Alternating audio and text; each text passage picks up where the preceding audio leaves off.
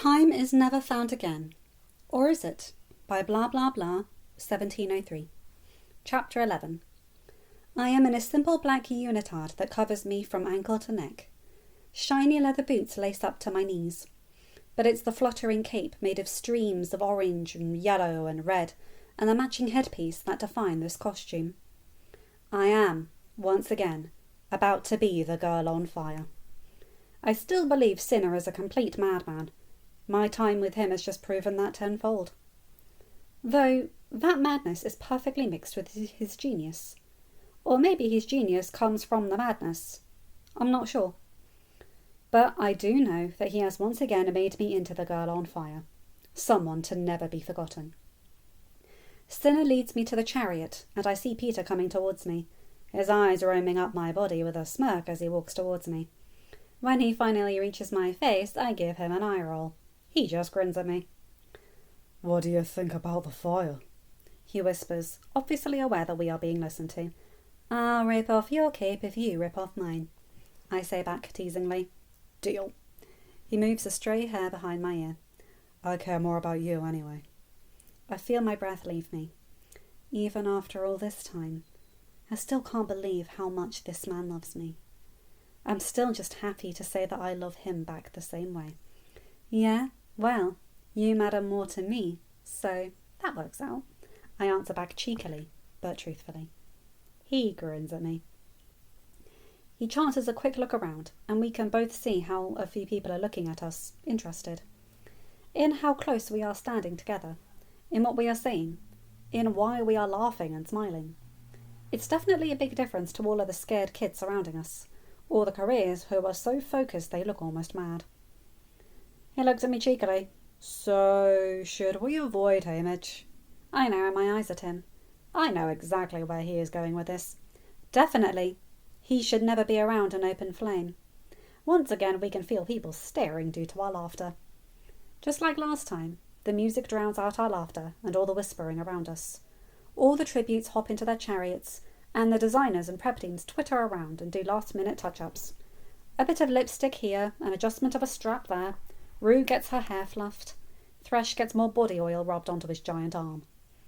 Eventually, District 10 is pulling out into the circle, and Peter and I are rapidly coming to our turn.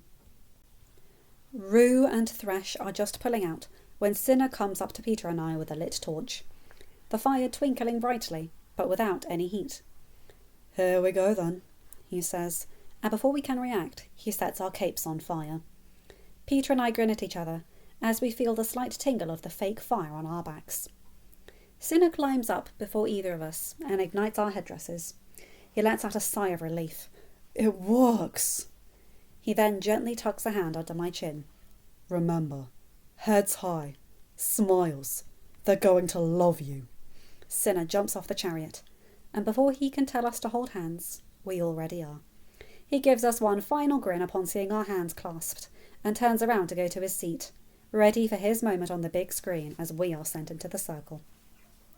The crowd's initial alarm at our appearance quickly changes to cheers and shouts of "District 12!" Every head is turned our way, pulling the focus from the chariots ahead of us. I know that will make us targets, but both of us can deal with that. What we need, though, is sponsors, so it's time to play it up. We blow kisses and send smiles across the way.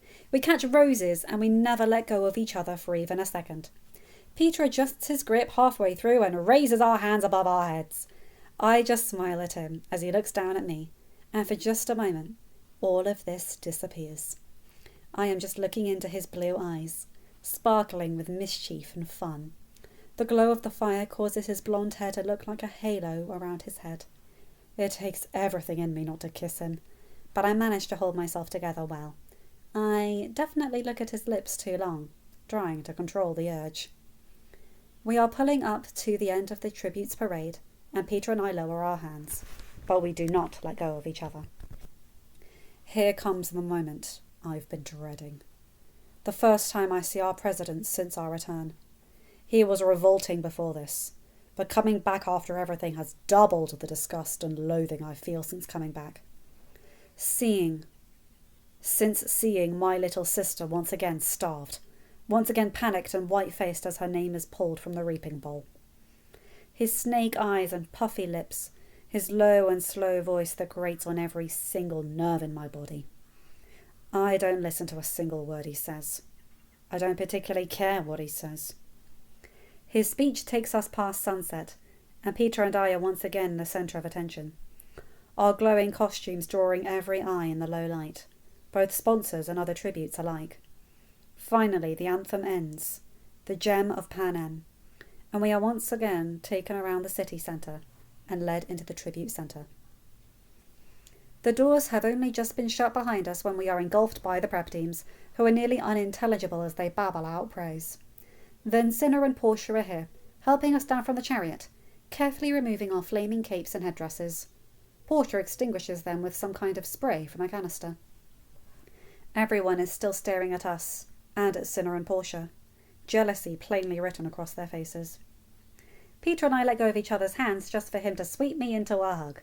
Both our faces alight, not with fire, but with happiness and pride. He wraps his arms completely around me and lifts me off the ground, spinning me in a circle. We did it again. We are once again the only ones people will remember. When he lets me down, I just stand on my tiptoes and kiss his cheek. He gives me a kiss on the forehead in return and offers me his arm, something I take as we make our way to the elevators. Cinna and Portia, along with our prep teams, break off from us before we get into the elevator, leaving us walking with Effie. Hamish is either talking to sponsors or passed out drunk in his room. There is no in between. The only problem I have with Cinna and Portia leaving us is that we are left with this Effie. This Effie is a world away from our Effie. Our Effie cared about us as people and helped us even with tremendous danger and loss to herself. But this Effie is not her. This Effie sees us as a career advancement, opportunity. She sees us as entertainment. She doesn't see us as her kids anymore. She sees us as tributes. Of course, Hamish hasn't bothered to tell me your strategies, but I've done my best with what I had to work with. How Katniss sacrificed herself for her sister. How you've both successfully struggled to overcome the barbarism of your district. Exhibit 1. Everyone has their reservations, naturally, you being from the coal district. But I said, and this was very clever of me, I said, well, if you put enough pressure on coal, it turns into pearls. Exhibit 2. Unfortunately, I can't seal sponsor deals for you. Only Hamish can do that. Effie says grimly, but don't worry. I'll get him to the table at gunpoint if necessary. This is the only part of the conversation that reminds me of our Effie. While our Effie would do that for us, this Effie is doing it for herself. But either way, the determination is exactly the same. So it is comforting balm in a way. Another comfort is how our floor is the original tribute centre is exactly the same. It is significantly less fancy than our one for the Quell, because of how they built it especially for the event, but I prefer this one. This is where Peter and I first started to get to know each other, plus Peter was never held captive here. Our rooms are exactly the same. The furniture is set up identically. It is much more comforting having already been here than it was the first time. The first time I was so overwhelmed with all the technology and how fancy it was. Even the unnecessarily complicated shower brings comfort, as well as a lasting confusion. Seriously, I don't think Peter or I will ever figure it out completely. I wash myself clean of the makeup and everything, and I slip into comfortable clothes. A little nicer than I would normally go for, but still comfortable. I hurry along because I don't want to be separated from Peter more than I have to, especially in the capital. We end up coming out of our rooms at the same time. I am dressed in comfortable and soft but tight-fitting black pants, a brown long-sleeve t-shirt that hugs my form, a sweater thrown over it in a cream colour, my hair left loose in waves around my face, which is free of makeup. My feet are in comfortable shoes and plain black socks. Peter comes out in grey pants and a blue long-sleeve shirt that makes his eyes shine a brilliant blue colour. His feet are in comfortable shoes, and I see a peak of white socks on his feet. A watch once again on his wrist. His curly hair falls over his forehead, just the way I like it, and he looks so soft and comfortable. He gives me a crooked smile that he reserves only for me, and offers me his arm. something I take with a relish as he walks towards the dining room, hungry and ready for supper. All of our team is sitting at the table when we walk in. They turn and look at us as we walk in, obviously talking about us, and I'm assuming our strategies. Dinner is amazingly normal. Hamish is hungover and grouchy. Effie is in raptures over one thing or another. Cinna is a strong and steady presence, calming in his effects. And Portia is excited about our showing earlier and has a constant smile on her face. Peter and I's meal, according to the cards set up when they are delivered, is a red pepper and tomato soup with cheesy croutons, a chicken Caesar salad, steak with mashed potatoes and roasted Brussels sprouts, and Peter and I split something called a chocolate chip cookie skillet with protein ice cream. Our dessert is one of my favourite things I have ever had. I'm going to get Peter to make them for us once we go home again, along with his cheese buns. By the way, that cookie skillet sounds so flipping good. Gimme, gimme, gimme. Everyone else had a different meal. Mushroom soup, bitter greens, with tomatoes the size of peas, rare roast beef sliced thin as paper, cheese that melts on your tongue, served with sweet blue grapes. The adults are all drinking wine, but Peter and I stick with water and coconut water. Lavinia serves the group the fiery dessert once again, and this time I can see in her eyes that she knows who I am. I don't speak up this time and alert everyone of my knowing her, but I do send her a few looks throughout the meal that I know she picks up on, my apologies and sadness at what happened. She sends me a reassuring look, and they're almost dismissive in nature. At least I know she holds no ill will. The fire burns off the spirits, and even though Peter and I have a separate dessert, we both take a few bites of the crystallized sweet. After we finish our second dessert, we move into the screening room to watch a replay of the opening ceremonies. A few of the other couples make a nice impression, but none of them can hold a candle to us. Even our own party lets out an "ah!" as they show us, coming out of the remake centre. There are so many comments about our linked hands once again, especially compared to the other couples, standing stiffly apart, never touching or acknowledging each other, as if their fellow tribute did not exist, as if the games had already begun. All of our party looks over to us, and I know we aren't getting away with not explaining more tonight. We are gonna have to come forward about this in some aspect of our relationship. Let's just hope it goes as smoothly as planned. So, Cinna starts, I think we made a splash. Or a spark, as it were. Everyone laughs, but nobody is fooled by the joke. There are questions, and everyone wants answers. I agree, Hamish said gruffly as he leans back against the couch. So I told you I wouldn't pry on the train. I still won't, but we need to go over strategies, and I don't think you'll just follow along with what I tell you. He looks specifically at me. So I'm not even gonna try.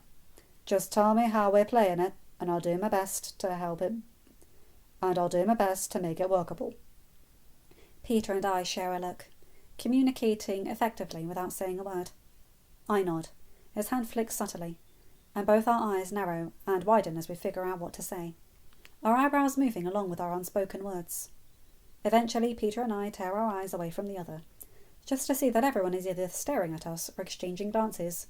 Hamish, Peter starts. Have we ever told everyone the differences between Murchie's and the Seam? We obviously startled Hamish with a question. No, boy, he says. I've never seen the need to. Peter nods, looking at the confused faces of our escort and our stylists. In 12, there are Murchies, or children of the merchants, or Seam kids, children of the miners, he explains to nods from the room. Let's just say that nobody crosses the town lines. It's actually so looked down upon that when Katniss's mother married a miner, she was disowned and outcast. No one from town would ever even acknowledge her existence if she wasn't the best healer in 12. I can see their confusion. So everyone knows that I'm obviously not from the town if my mother was disowned, and Peter is the baker's son, so obviously he is from town. I say, you could see how we could never be friends, or interact, or anything because of that. They look even more confused. You two are so obviously comfortable with each other, though. Cinna trails off. Peter and I laugh. Yes, we are, I say. I know it doesn't make sense, but I've known her since we were 5, on the very first day of school. Peter smiles at me, imagining mini-me with 2 braids and a red plaid dress. Then I have known Peter since we were 11, I say to even more confused looks. We have never interacted until age 11, and no one knew about our interaction then. Hell, no one besides us two knew. But even then, we were never seen together until about 7 months ago, I say, hoping they will gloss over and not look for more details. So why do you know each other? And how does this help your strategies? Effie asked, truly confused, but obviously interested. Well, our strategy depends on what we want the outcome to be. He looks at me. Something we can't agree on. I roll my eyes. I want to save her, and she wants to save me, Peter says to nods. They were already expecting that answer. So I say the best of luck we have is if we help one another to the end. Circumstances are obviously going to play a major role in deciding who will come home, I say. They nod. So, both of you together? Do you want to be trained together or separately? I'm assuming together, but I'm required to ask, Hamish says. We will train and do everything together. We don't have any secrets to keep, Peter answers. I agree. We couldn't interact much, so just being aware of each other is something both of us are incredibly good at. I know most of his strengths, and he knows mine, I say decisively. They nod, still not understanding fully, but we are vague on purpose. At least they know we are a team now. Okay, kids, go to bed. We'll discuss this more in the morning, but you have training tomorrow and need to get some sleep. Hamish waves us away. Go on, git. Peter and I take each other's hands and walk towards our rooms, getting around the corner before we stop and turn around. Hamish, Portia starts. They're both dead set on getting the other home. That's not good. If one comes back without the other, they'll not be okay, she finishes at a whisper. It's silent for a second. I can imagine Effie tearing up, and Hamish running a hand down his face. I know. There's nothing we can do about that, though. If we can get one of them out, then that's the goal. He says, Oh, poor darlings! Effie cries out, I wish there was a way both of them could be together. But sadly, that's not possible. Peter and I share a look. We need Hamish to step in for this to work. You're right. There's never been two victors before. Hamish trails off, and it's like I can hear him thinking out loud. The game makers would never allow that to happen, Cinna points out. Not unless it would make great television and help the game's sponsorship and get the capitalites excited. Increased viewership, more money, higher ratings, Hamish says quietly. So quiet we almost can't hear him from where we're eavesdropping. Is silent for a minute as they all take in his words. So, that's what we do, right? Even if it doesn't get them both out, it will increase the likelihood of sponsors and money, Cinna said. Okay, so from here on out, we play up the love card. Those two kids can't be let in on it, though. This will have to be subtle. I don't think either of them could lie worth a damn. Maybe that boy, but not when it comes to his feelings for that girl. The girl is just hopeless anyway. Hamish says, I have to hold back my offended scoff. Peter just has to hold in his laughter. They start to quietly plan between themselves. Portia and Cinna discussing outfits and other tactics. Effie offers input as to how things would come across, but Hamish is the brains behind this. Almost every single good idea comes out of his mouth. Peter and I don't stay for too long after that. They bought our lies. Take that, Hamish. And they have already planted the seeds for a double extraction from the arena. I don't think that could have gone better. Peter and I thought about going to the roof, but it's late and today has taken a lot out of both of us. Instead, he looks both ways into the hallway to make sure we're alone, gives me a quick peck, and goes into his room, closing the door with a silent, I love you, pass through his lips. I slip into my room, finishing my nightly routine and getting into the massive bed with the satin sheets, a smile on my face the whole time. I hope to have a good night's sleep, because I know tomorrow is going to be rough. But I'll have my Peter with me, so I know we'll get through it. Together. End of chapter. Hi guys, hope you enjoyed that one. Sorry about the rustling, but that was a really good chapter. I hope you like how I've done Hamish's accent. I can't do too extreme of an accent, but I'm trying to break through a little bit to get a tiny bit of the covey through. And I love how they're just like, yeah, we've done this before, we'll do it again. I love that. Anyway, you guys know the drill. Like, comment and subscribe and hit that bell to get notified whenever I upload a new video. Have a good day, night, or whatever time zone you're in. Bye my guys, gals and non-binary pals. I'll see you in another video. Take care.